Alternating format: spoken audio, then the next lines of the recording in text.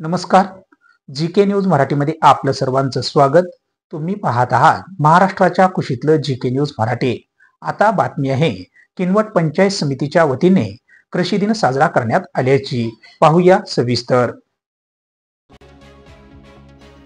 नांदेडच्या किनवट पंचायत समिती कार्यालयाच्या सभागृहात हरित क्रांतीचे जनक माजी मुख्यमंत्री वसंतराव नाईक यांच्या जयंतीनिमित्त वसंतराव नाईक यांच्या प्रतिमेला पुष्पहार अर्पण करून अभिवादन व वृक्ष लागवड करून कृषी दिन मोठ्या उत्साहात साजरा करण्यात आलाय.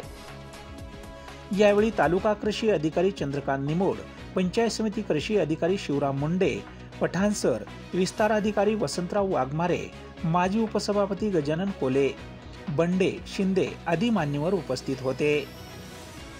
महाराष्ट्राच्या सर्वांगीण विकासासाठी सातत्याने प्रयत्नशील असणारे आणि महाराष्ट्राच्या कृषी आणि औद्योगिक क्षेत्रात अत्यंत प्रभावी भूमिका बजावणारे तसेच 1972 मधील भीषण दुष्काळाच्या काळात त्यांनी राबवलेल्या दूरगामी योजना या त्यांच्या कृषी क्षेत्रातील दूरदृष्टीची आणि शेतकरी बांधवाप्रती कृषी क्षेत्रात आमूलाग्र बदल घडून आणले आणि बीज प्रक्रियेत संशोधन केले.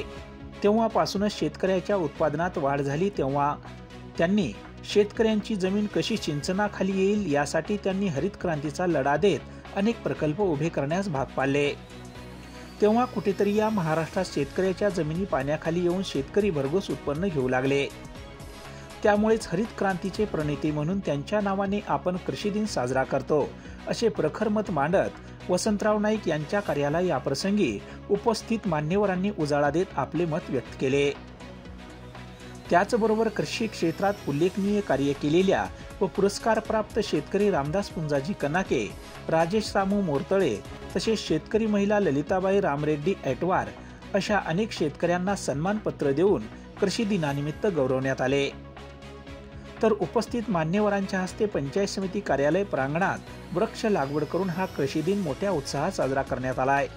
ब्युरो रिपोर्ट, जी के न्यूज, किनवट, नांदेड. तुम्ही पाहत आहात महाराष्ट्राच्या कुशीतलं जी के न्यूज मराठी. सात जनतेची, भूमी महाराष्ट्राची.